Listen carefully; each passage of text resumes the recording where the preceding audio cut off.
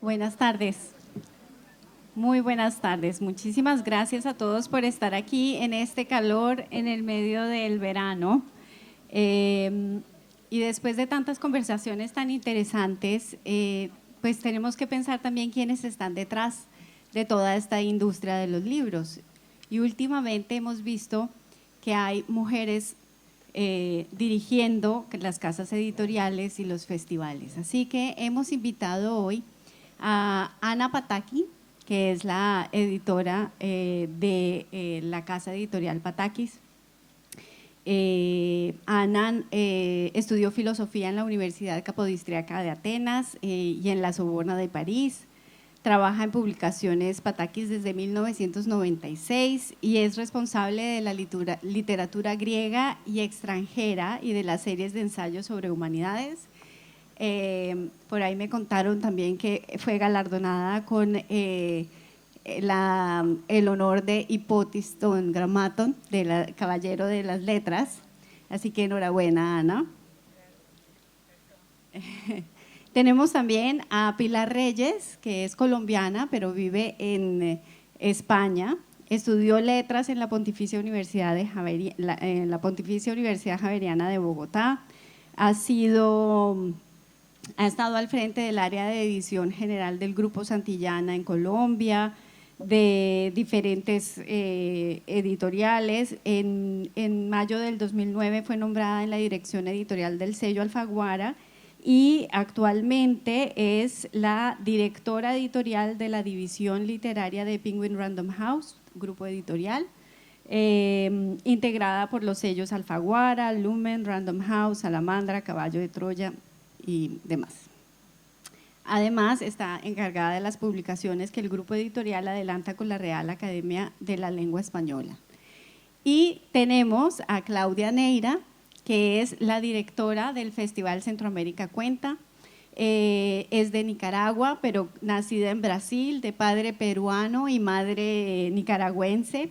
Desde el 2022 reside en Madrid, es directora del Festival Centroamérica Cuenta, como les acabé de contar, desde el 2015. Combina su labor de gestión cultural con su experiencia en comunicación estratégica y relaciones públicas. Así que tenemos una mesa maravillosa. Hace poco leí y me causó mucha impresión que 3 de cada 10 mujeres tienen un espacio en el sector editorial. Eso lo sacó y lo publicó PEN International. Y quisiera preguntarles a cada una en su sector cómo es el rol de la mujer en Grecia, en España y bueno, en Centroamérica. Ana. Στην Ελλάδα.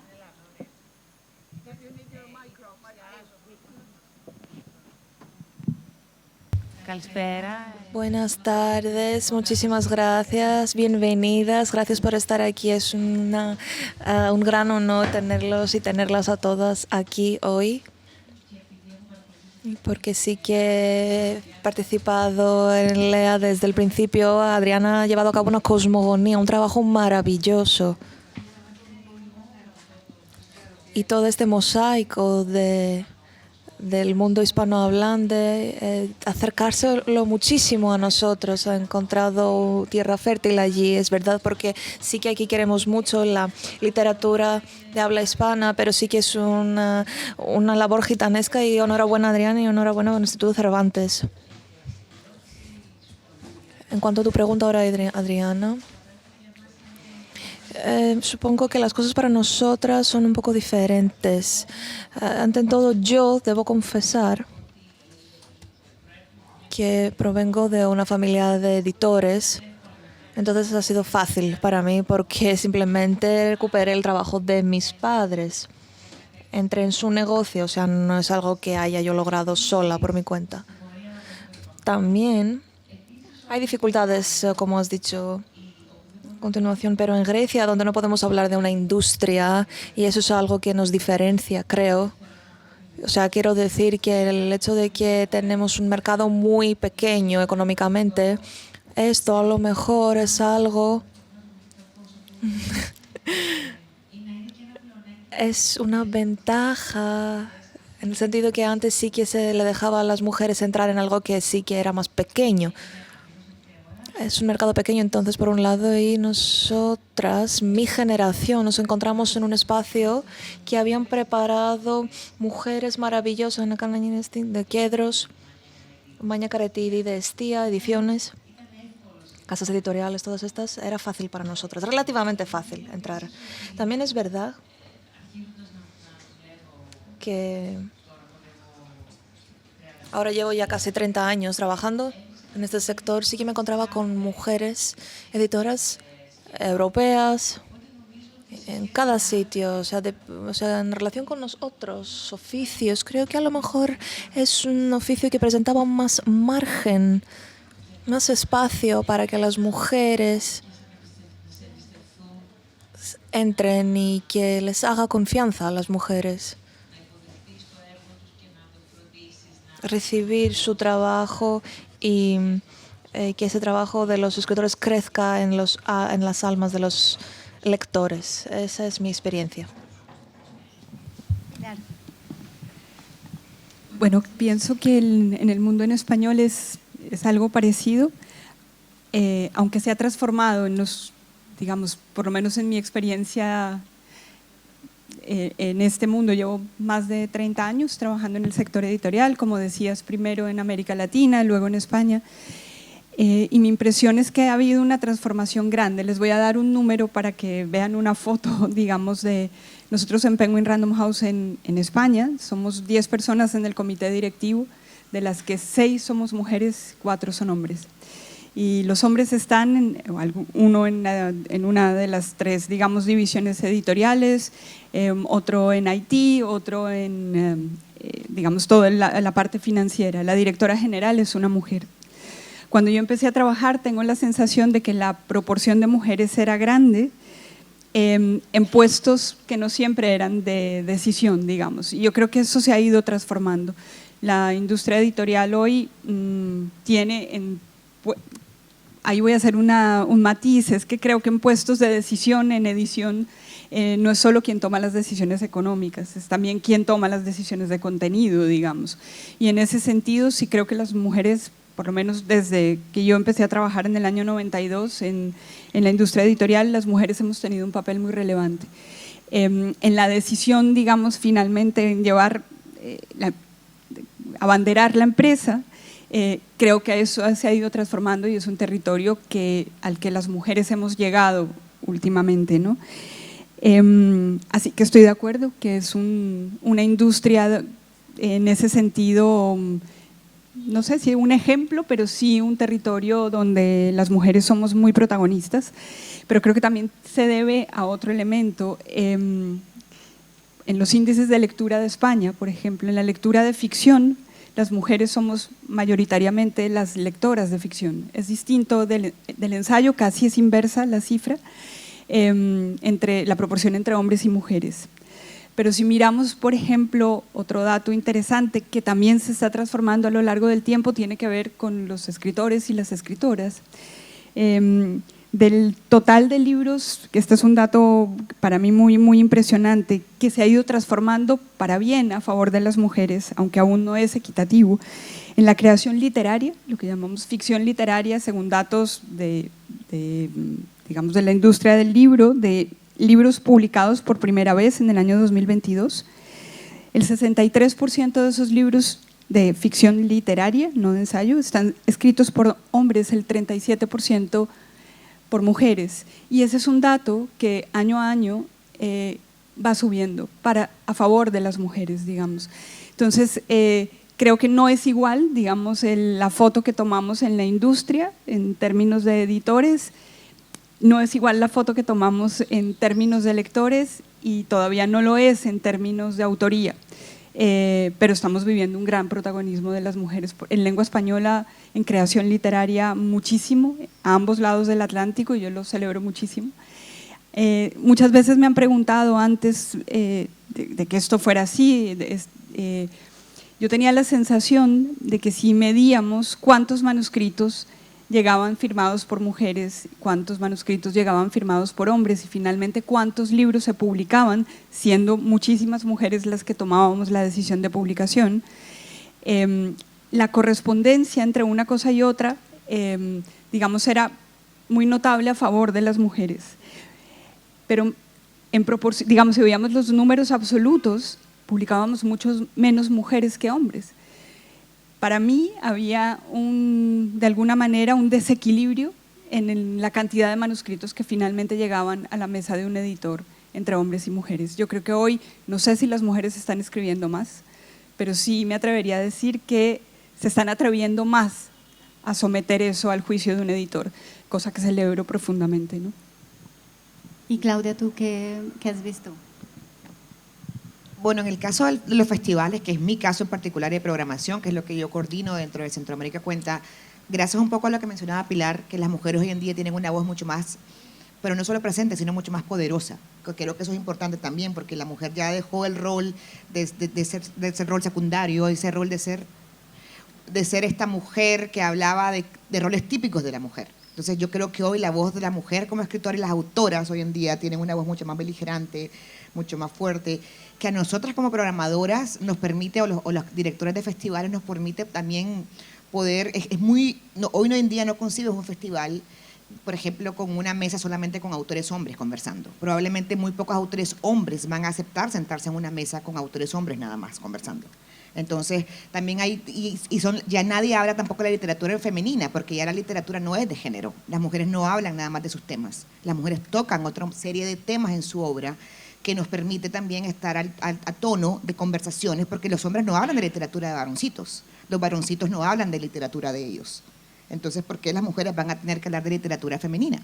Entonces, yo creo que al abordar otros temas en su trabajo y al ponerte a la par de los hombres también están ahí. Y no es que las mujeres no estaban presentes antes. Yo creo que las mujeres siempre han estado presentes. Lo que pasa es que ahora su voz también es más escuchada y todos procuramos, tanto editoras como gestoras, como programadores, también darle su espacio y buscamos más voces de mujeres. Porque, por lo mismo que es pues, lo que está pasando ahora y también porque yo creo que la sociedad están contando las cosas que nos están pasando. También la cotidianeidad y la frescura. Por ejemplo, ayer que escuchábamos la charla de Mariana Enríquez, vemos un poco también cómo ella toca temas torales en su trabajo, de la represión, de los desaparecidos, pero no puede situar a la obra de Mariana Enríquez como una obra nada más de denuncia de un periodo histórico en Argentina, sino que es una obra mucho más global. Entonces, yo creo que también es un trabajo que hemos ido realizando, porque este es un engranaje en el cual nosotros solamente somos un pedazo de la ecuación. Sin editores y sin libros publicados y sin autoras no funciona un festival, por lo cual yo creo que también darnos el trabajo de buscar nuevas voces y de poder traer esas voces a estas conversaciones enriquecen el mundo de los lectores. Y también yo creo que hay un factor muy importante que son los clubes de lectura y el rol que las mujeres también forman y que han tomado en estos clubes de lectura. Nosotros, Centroamérica Cuenta, es hoy en día un festival itinerante que cada año en Centroamérica, la edición local, cambiamos de país en país entre Centroamérica y el Caribe, y los clubes de lectura son nuestro principal aliado. Y gran parte, un poco de la mano con lo que mencionaba Pilar, de las personas que participan en estos clubes de lectura son mujeres. Y las que los llevan y los organizan también son mujeres. Entonces, no sé cuál será la razón, no tengo estadísticas para hablarlo, pero sí creo que en la medida en que nosotras también estamos teniendo conversaciones en las cuales nos sentimos parte de la misma, nos hacen más empáticas y estar más en estos territorios que antes no teníamos presencia. Bueno, yo eso también lo he visto, por ejemplo, aquí en Grecia, pues llevamos 16 años de festival y orgánicamente, sin ni siquiera darnos cuenta, lo comentábamos con Pilar Tena, este año invitamos más mujeres escritoras, no porque tuviéramos pendiente un sentido de igualdad y que tenemos que tener la misma cantidad de mujeres a hombres, no, sino porque este año las editoriales griegas publicaron más mujeres. Entonces, Ana, cuéntanos cómo es, cómo encuentras tú la literatura de las mujeres hispanohablantes, bueno, también brasileños y portugueses. ¿Cómo es esa conversación entre las literaturas de las mujeres griegas con las iberoamericanas?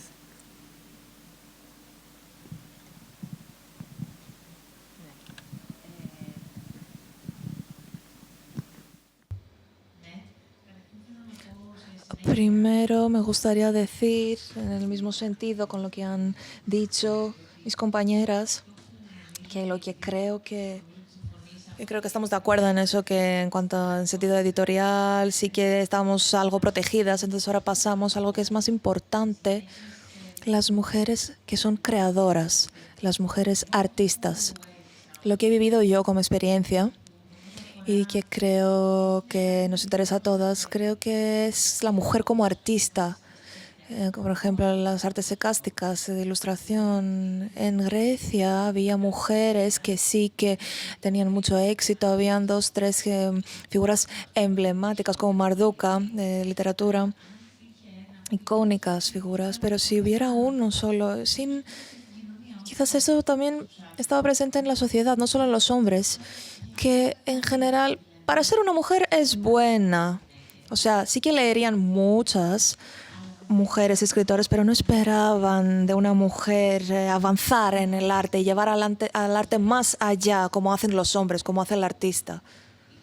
Eso ha cambiado. Nosotros hemos tenido la suerte de colaborar con muchas escritoras muy importantes, pero ahora creo que esto ha pasado ya en todo el mundo, en una generación, en la literatura, también en el arte en general, que la mujer es el artista que va a demostrar qué es el futuro, qué viene mañana. Y eso me lleva a mi respuesta a lo que has dicho, Adriana, porque como han entendido, y por eso creo, imagino, que esas son las raíces de este festival, Lea, Grecia y los griegos y las griegas quieren muchísimo la literatura hispanohablante. Esto se ha construido de Rulfo, Cortázar, de Borges, de Llosa, de Cervantes, de Neruda muchísimo, y a través de Mikis Theodorakis, pero esto ya ahora ha llegado a un campo incluso más extenso y grande, y ahora que estamos descubriendo nosotros y nosotras ahora, porque ya hemos crecido, y Mariana Enríquez, por ejemplo, la nueva generación, una generación posterior a la nuestra, y de Alexandra Capa, y por ejemplo para mí es un gran honor publicar en las letras Alexandra Capa, que es una artista que avanza, progresa en la manera en la que vemos la sociedad, pero en la manera en la que opera la literatura también. Creo que Mariana es también así, y Eva Baltasar incluso, que entra en ámbitos que son muy nuevos e innovadores para todos y todas. Elena Medel también.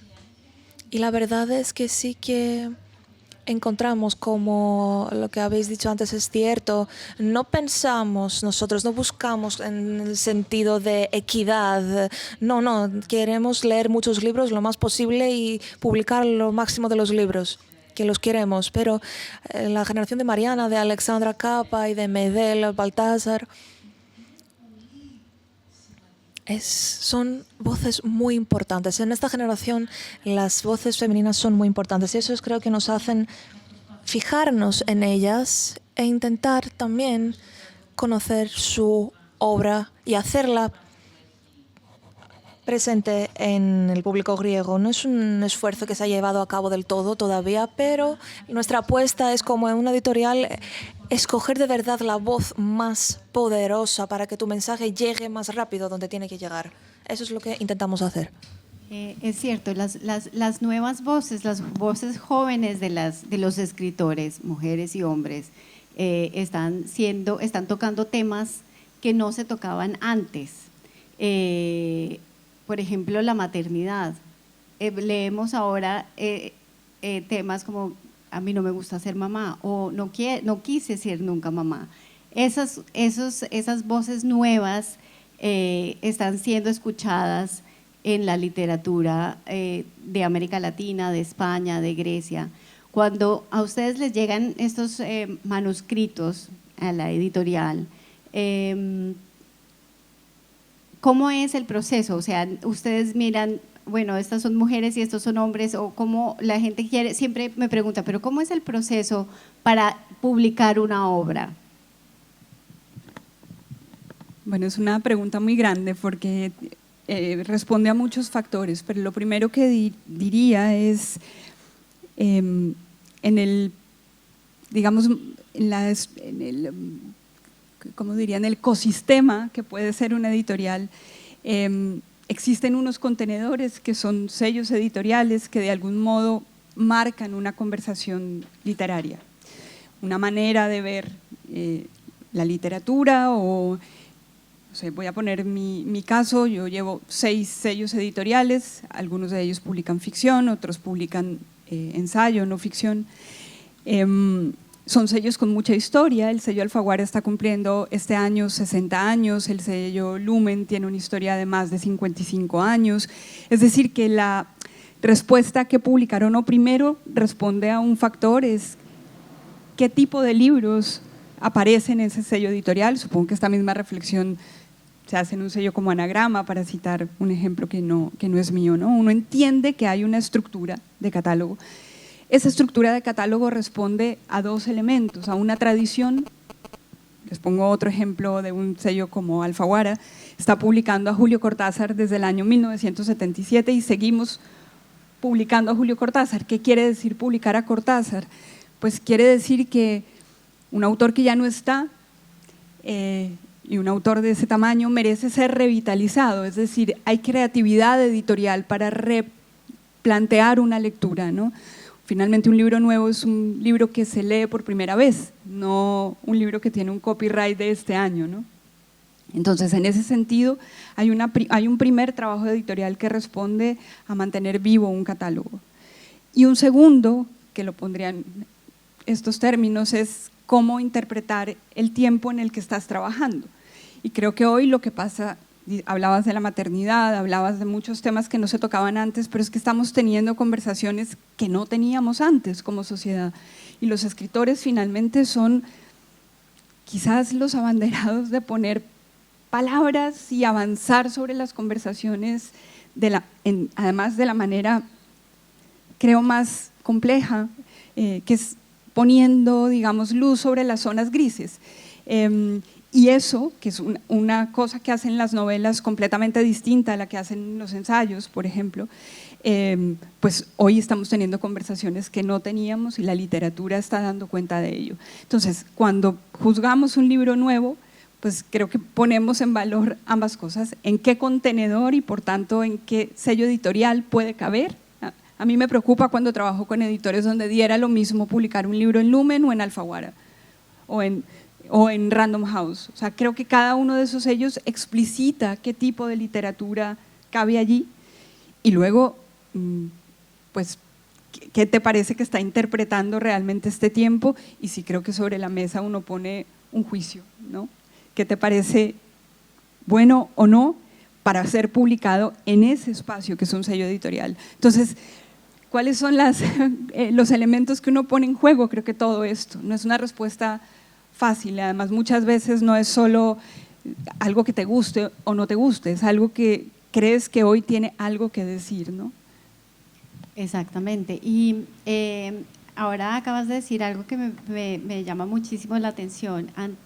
Hace poco estábamos hablando con Petros Markaris y Petros Markaris estaba diciendo que los escritores son aquellos que tienen que dar la voz en sus textos, en sus artículos, en sus libros, aquello que la sociedad quiere decir pero no la puede decir.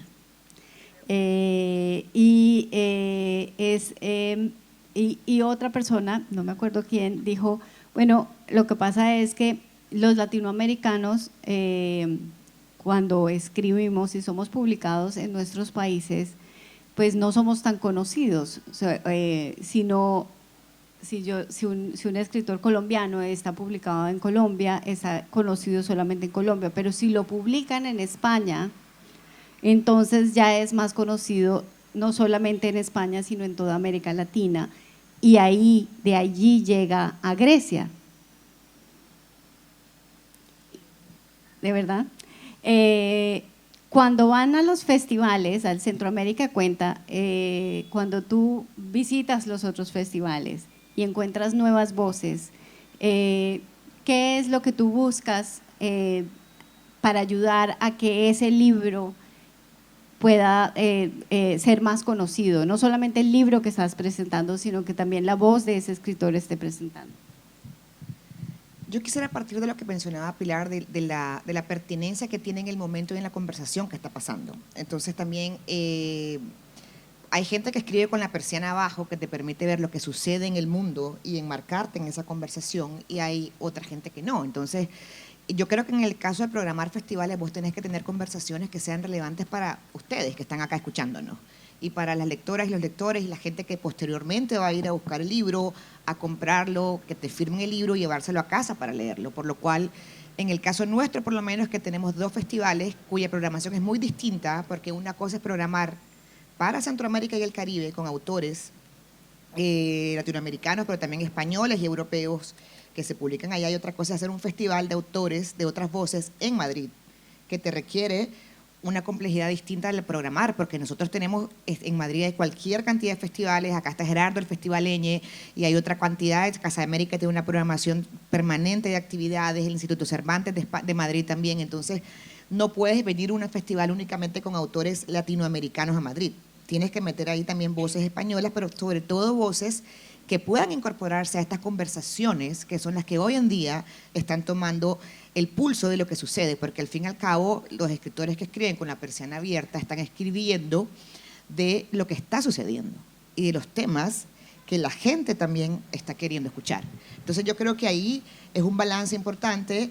También tienes que programar escritores consagrados y escritoras consagradas de estas personas, pues, pero también tienes que tener aquellas que tienen novedad literaria, aquellas que están comenzando su carrera literaria, porque también quieres crear un espacio para que estas voces puedan poder ir y darse a conocer y formar parte de estas conversaciones, porque de lo contrario no puedes. Entonces también tienes que pensar en la diversidad de temas que vas a hablar, pero también que los temas sobre todo tengan que ver con el país donde estás programando, porque hay temas que pueden ser pertinentes en Latinoamérica, pero que no son muy pertinentes en Atenas o en Madrid o en Creta o en cualquier otra ciudad, por lo cual hay que conocer bastante el país o el sitio donde estás haciendo la programación.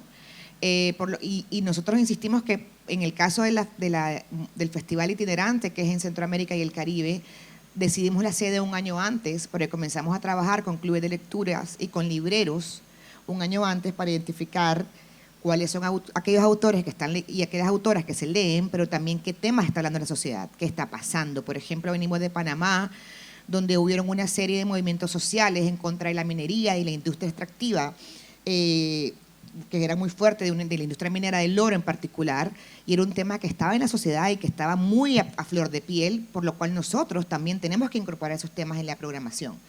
Y no necesariamente desde el punto de vista literario, sino también un poco en lo que está planteando la parte de ensayos y la parte más política y más económica, que pueden venir a crear un festival más robusto y que pueda también un poco ser más espejo de lo que está pasando en ese país. Ana, América Latina y España, bueno, están muy conectados, es la lengua, el español, el portugués, pero para Grecia es aún más difícil, porque tenemos escritores maravillosos, contemporáneos, con un potencial espectacular, pero no han sido muy pocos los traducidos al español. ¿Cómo crees, como editora y como lectora, que pudiésemos nosotros promover más la literatura griega en nuestros países iberoamericanos?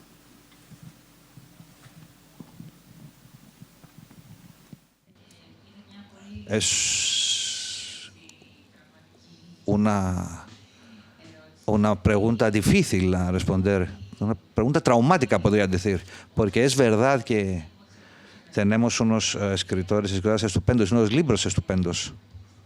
En Grecia no vivimos, pero creo que ha habido ya un boom, no a la envergadura de América Latina, pero con los 2 premios Nobel griegos, sobre todo después de la dictadura, es como si Grecia no estuviera presente en el panorama de los literario global. Estamos trabajando mucho en ello. Creo hay mucha proactividad en este momento. Poco a poco muchos libros van traduciéndose. Y tú me preguntas por la parte del español. Por nuestra parte, es un marco muy sencillo, como es el Instituto Ramón Llull, por ejemplo, el Instituto Cervantes, que hace maravillas. El sistema en Grecia para subvencionar traducciones no funciona y nos gustaría que funcionara mejor.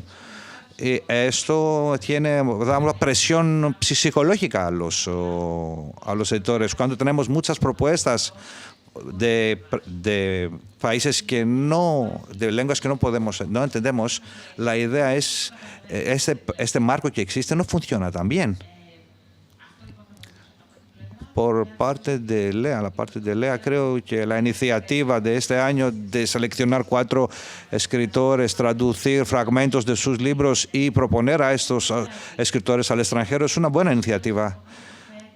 El hecho de que ya ustedes traen gente como las 2 excelentes mujeres que tengo a mi lado es muy importante, porque yo, por lo menos como editora, cada vez que visito un lugar, por supuesto en las ferias y a otras ferias menores, al entrar en una librería intentando comprender lo que pasa, siempre encuentro algo. Al conocer más el lugar, yo sé qué puedo hacer con el libro para ponerlo en el mercado. A esa selección sería mejor. Fue algo mejor. El hecho que llevas aquí gente que se conversan entre ellos, escritores y escritoras entre ellas, y ellos, editores entre ellos y editoras entre ellas, griegos y extranjeros, es algo muy bueno. Y creo que se está creando una comunidad de gente y una red que imagino que en el futuro dará frutos. ¿Tienen alguna pregunta?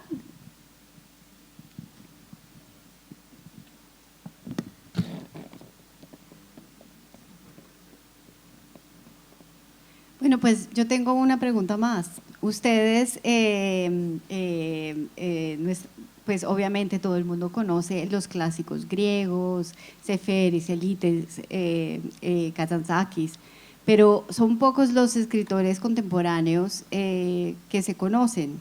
Llevan muy poco aquí en Grecia, o sea, como 2 días.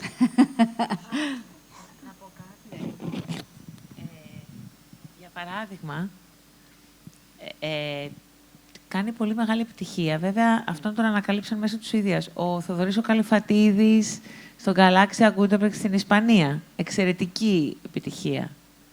Αυτό πιστεύω ότι είναι ανοίγει, δηλαδή μια μεγάλη επιτυχία, ανοίγει δρόμο για μια λογοτεχνία. Και αυτό είναι κάτι το οποίο, όταν υπάρχει ένα πλαίσιο, μπορεί κανείς να το αξιοποιήσει περαιτέρω. En realidad, Petros Markaris y Kalifatidis están abriendo el camino para los nuevos escritores griegos.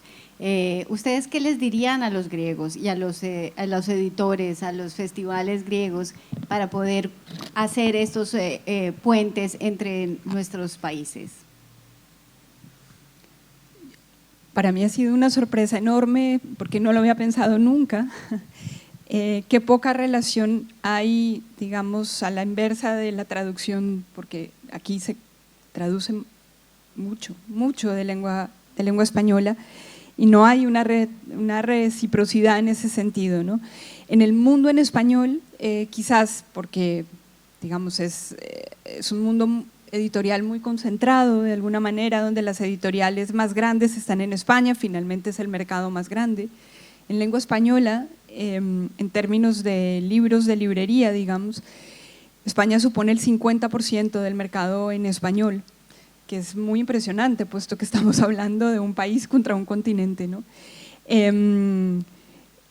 Con esto quiero decir que la mayor parte de las decisiones de traducción se toman en el mercado español. Luego podríamos hablar muchísimo sobre lo que decías antes, sobre lo que significa hoy España para relacionar a la lengua española.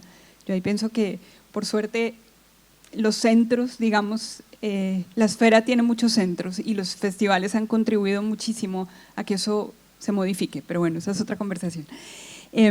España tiene un protagonismo, digamos, en lo que se traduce para la lengua española. Es un mercado súper dinámico, es el tercer mercado que traduce más del mundo. Compramos libros incluso en manuscrito, que es increíble. Compramos libros en manuscrito en literatura, pero también en ensayo. Compramos montones de proposal de libros que se escribirán en los años por venir. Es decir, en ese sentido somos un mercado súper dinámico. Y curiosamente, y me he preguntado estos días, ¿por qué no conocemos a los autores griegos, ¿no? Has nombrado los dos nombres que se conocen en español, pero no hay mucho más. Y creo que tiene que ver con una política cultural. Y este tipo, digamos, de eventos generan que esas dinámicas se modifiquen, por eso son fundamentales. Ahí hay un protagonismo del inglés tremendo, que no digo que cambie, pero bueno, finalmente es la lengua franca. Casi todos los editores leen en inglés, pueden leer directamente. Las demás lenguas no, o se intermedia a través de un traductor que te propone un libro, o digamos en una editorial en español es difícil encontrar a alguien dentro de la editorial que lea griego, pero sí hay gente que lee italiano, hay gente que lee francés. Eso también genera unas dinámicas distintas. Y creo que es básicamente alguien que rompa una inercia. Y tener encuentros personales, yo creo que eso es fundamental, crear red, y parte fundamental pasa por ayudas a la traducción, porque finalmente eso es lo que de alguna manera te hace tomar decisiones editoriales con algo más de soporte a la hora de encarar un proyecto, digamos, de traducción, porque además imagino, no, es desconocimiento, pero el número de traductores griegos que hay para traducir literatura en España seguramente será más limitado que el del inglés, por tanto, entonces estará más restringido, o será más costoso, en fin, empieza, digamos, una lógica económica que complejiza los proyectos y por tanto toda ayuda a la traducción también rompe esas barreras, ¿no? O va por lo menos generando otro tipo de ventajas. Pero sí, yo llevo aquí 2 días y me pregunto por qué desconocemos tanto y por qué no es recíproco, porque veo un interés grande para la lengua española aquí. Y yo quisiera también agregar el tema de, por ejemplo, la importancia que es para los autores también poder tener intérpretes, en este caso del griego al español o del griego a otros idiomas que permitan ser parte de estas conversaciones en los festivales. En nuestro caso, nos tocó una vez, por ejemplo, llevar a un autor rumano y resulta que ahí lo publica la editorial Impedimenta, que es Mircea Carcerescu, y su traductora es una persona del País Vasco, que ella traduce el rumano al español. Entonces invitamos a Marian al festival y ella fue quien hizo la traducción del rumano al español, lo cual además ella tiene muy buena química con el autor, porque han trabajado en dupla desde hace años. Entonces la conversación fluye muy bien porque entre ellos dos hay una complicidad muy grande y se entiende muy bien. Entonces eso te permite que la conversación fluya.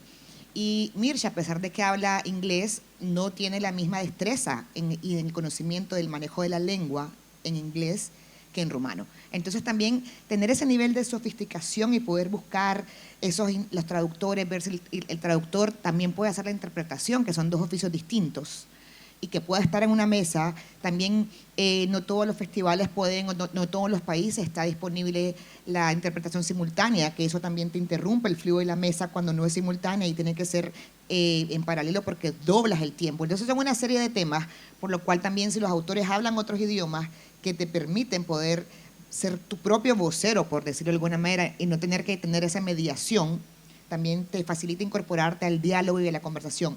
Y yo creo que, y coincido pues evidentemente como directora de festival, que los festivales son ese espacio propicio para el roce y para el cariño. Yo siempre he dicho que el roce hace el cariño. En la medida que vos conoces al autor, al director, estar acá, conocer a otros gestores, también va creando químicas y sinergias que te permiten no solamente identificar nuevos autores, sino ver quién funciona con quién en unas mesas, qué temas realmente son pertinentes con otros temas y qué diálogos pueden crearse dentro de esta programación. Eso es importante también para no forzar temas o no forzar aspectos. Pero yo también coincido con Pilar 100% en que la traducción es fundamental. Para nosotros es muy difícil programar a alguien que no está traducido al español, porque los lectores al final no pueden conocer su obra, no pueden leerlo, no pueden saber de lo que realmente está escribiendo, por lo cual ese es el primer paso. En el caso de la inversa que nos pasa acá, pues algunos países de Latinoamérica con mucho menor número que en España, hay ayudas a la traducción que también les ha permitido a ellos estar acá. A mí me impresiona, por ejemplo, hoy que Santiago Roncaglioli y Carlos Fonseca hablaban de lo cómodos que están con sus traducciones y cómo la relación también de complicidad que tienen con sus traductores al griego y cómo se conocen, porque conocer al autor también implica conocer su obra. Entonces yo creo que ahí es como una serie de factores. Sara también estaba contando que varios de sus libros han sido traducidos al griego, entonces, y venir acá y conocerlos también te cambia completamente la dinámica. Bueno, y Kalifatidis con Selman Sira también, por ejemplo, que es su traductora en España. Hay muchas personas que vienen al Festival Lea y dicen, yo quiero ser escritora, ¿qué necesito para que me publiquen? ¿Qué tengo que seguir? ¿Tengo que ir a hacer cursos de escritura creativa? O sea, cada una, ¿qué consejo le podrían dar ustedes a estas personas que vienen al festival y dicen, yo quiero escribir?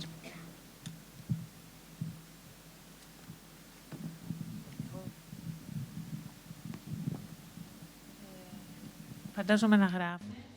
Les diría que escribieran, de leer mucho antes de escribir, de leer aún más de lo que escriben, de leer una vez más y una vez más lo que ellos escriben y que no dudar en mandar sus manuscritos a los editores. Lo bueno en Grecia es que es un mercado pequeño, es una escala menor de economía y los manuscritos se leen, es verdad. No tenemos muchos manuscritos que nunca llegan a los editores, a sus manuscritos no solicitados, como todo lo que pasa en la vida. Sobre la escritura creativa tiene sentido porque alguien quizá pueda aprender algo y también ayuda a entrar en una comunidad de gente que le interesa la escritura. Christos Kythreotis, que estuvo ayer con nosotros hablando con Rocagnolo y que él es un escritor excepcional y ya ha sido traducido en 2 o 3 idiomas. Christos Kythreotis lo conocimos en un taller de escritura creativa. Eso ayuda a la gente a acercarse entre ellos y que se conozcan, ayuda a que se conozcan entre ellos y aprender del ambiente literario, que no se puede hacer de otro modo. Y yo les diría, sí, que fueran a un taller de escritura creativa. Solo viendo cómo son los demás, estar en contacto con otros escritores, a ver cómo se lee, qué se lee, así se crea una comunidad. Por supuesto, les diría que leyeran más. ¿Tú qué piensas? Estoy absolutamente de acuerdo con lo que ha dicho Ana y diría que además pensar si publican o no es una pregunta posterior, digamos. Creo que primero hay que escribir, hay que encontrar una voz y luego exponerse a comentar lo escrito. Y creo que un taller de escritura sirve muchísimo para eso, para confrontar lo propio con las lecturas de los demás. Finalmente ese es un proceso complejo y del que se puede aprender muchísimo. Y por último, pensar en el proceso editorial. Pero creo que, digamos, poner a corresponder ambas cosas, la publicación con la propia pulsión de la escritura, para empezar no me parece un camino ideal, digamos. Creo que hay que encontrar esa pulsión de la escritura. Y Javier Marías me dijo alguna vez algo muy bueno. Me dijo que al principio él sentía que era muy fácil escribir y muy difícil publicar. Y a medida que fue convirtiéndose en un escritor famoso, le pasó lo contrario. Sentía que era muy fácil publicar y muy difícil escribir. Así es. Claudia. Yo tal vez como lectora agregaría un poco también un poco de humildad, porque yo creo que también muchos de los autores cuyas primeras obras creen que ya está todo dicho y que es el gran libro de su vida, entonces te lo dan a leer y tú le dices, bueno, pero mira, entonces ahí ya te metes en líos si quieres realmente ser transparente. En mi caso yo trato de ser muy transparente, pero sí, yo creo que la humildad en este oficio en el que estamos todos es fundamental. Bueno, y para terminar, ¿cuál es la escritora que más les gusta y cuál es el libro de la escritora, no escritor? Porque el tema es el rol de la mujer en la industria del libro. Entonces, para terminar, ¿cuál es la escritora que más les ha gustado y cuál de sus libros les ha impactado más?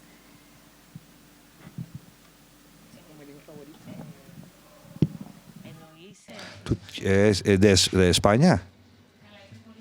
No, hay muchas escritoras. En mi vida en general, quiero decir, sí, hasta ahora, de todos los idiomas y todas las literaturas, hay muchísimas escritoras. Aquí hay algunas: Alexandra Capa, Carolina Mérmiga, María Mavrekaki, ya que hablamos mucho de la literatura y menos del ensayo y del discurso autobiográfico, que escribe algo entre documento, ensayo y autobiografía, ella. Yo crecí con Penélope Delta, la escritora griega, quizá no la conozcan, que es una escritora fenomenal griega. Y cuando tengo un hijo que ahora tiene 20 años, cuando empecé a leerle libros, empecé a leerle los libros Los secretos de Mística Tuvaldo, que es un libro muy famoso aquí en Grecia. Mauro Duca, una escritora griega, pero se hizo famosa bastante joven y ahora seguimos trabajando con ella. Emily Dickinson, por supuesto, Virginia Woolf, Carmen Laforet, que la descubrí y la adoro. Y por último, algo que no hablamos mucho, que tiene que ver con las mujeres, es que ahora es un periodo ideal para descubrir mujeres escritoras del pasado. Por ejemplo, Ditlevsen de Dinamarca, con la Copenhagen Trilogía, la trilogía de Copenhagen. Hay una segunda vida para escritores del pasado. Mucha gente se pierde, pero algunos artistas muy importantes vuelven. Sí, yo podría añadir más. Yo quiero mucho a Enrique, a Baltasar. Muchísimas. Soti Triantafylou de Grecia. Admiro mucho Carla Mérmiga, la manera en la que ella tomó un personaje histórico y le dio, y no creó una novela histórica, pero hizo un libro que tiene que ver con nosotros. No hay fin, podría mencionar más nombres.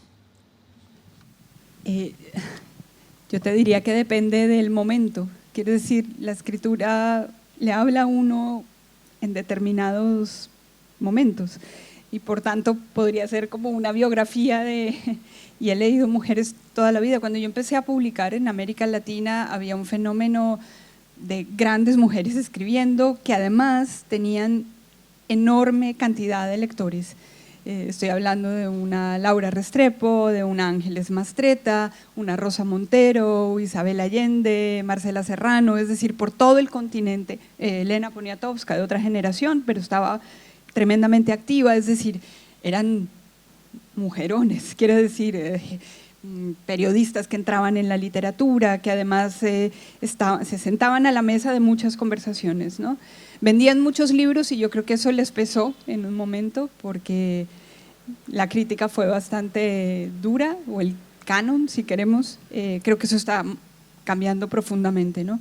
Es decir, que yo empecé leyendo autoras en español y, no sé, nosotros en un sello como Alfaguara hemos publicado a Margarit Yourcenar, a Isaac Dinesen, que son autoras que, como decía antes, vamos de alguna manera revitalizando editorialmente todo el tiempo. Y en autoras más jóvenes, bueno, aquí está Sara Mesa y no lo digo porque esté aquí, pero es una de las autoras que más me interesa, sí.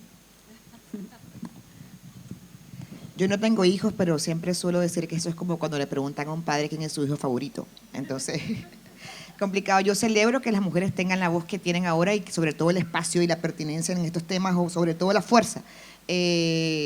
No quiero nombrar porque como programadora me metería en serios problemas. También celebro a Sara, pero también celebro a Guadalupe Nettel, que está por aquí, que también viene, y me alegra que estas mujeres jóvenes cada vez estén con mucho más presencia y mucho más contundencia en espacios como este, pero también celebro el trabajo de Pilar y de Adriana, que hacen posible que nosotras estemos aquí junto con estas editoras maravillosas, pudiendo hablar y darle voz a unas conversaciones que antes no la tenían en este mundo. Así que gracias, Adriana, y gracias, Pilar, por propiciar este festival. Bueno, muchísimas gracias. Y ahora que dices de las mujeres, yo quiero darle gracias también a las mujeres que están detrás del festival, que son Pilar, Nana, Aliki, Fotini, Ana, Alexandra, claro, mi hija, Alexandra, bueno, y también los hombres que nos apoyan, porque todos somos un equipo aquí maravilloso que trabajamos día y noche para poder hacer este festival y poder tener estas conversaciones con ustedes. Así que muchísimas gracias. Y quiero darle gracias también a la Embajada de Colombia, al Cónsul General de Colombia, que nos apoyaron para esta charla, al Centroamérica Cuenta y a la editorial Patakis y al Instituto Cervantes. Muchísimas gracias a todos. Quédense para la próxima charla con Guadalupe Nettel.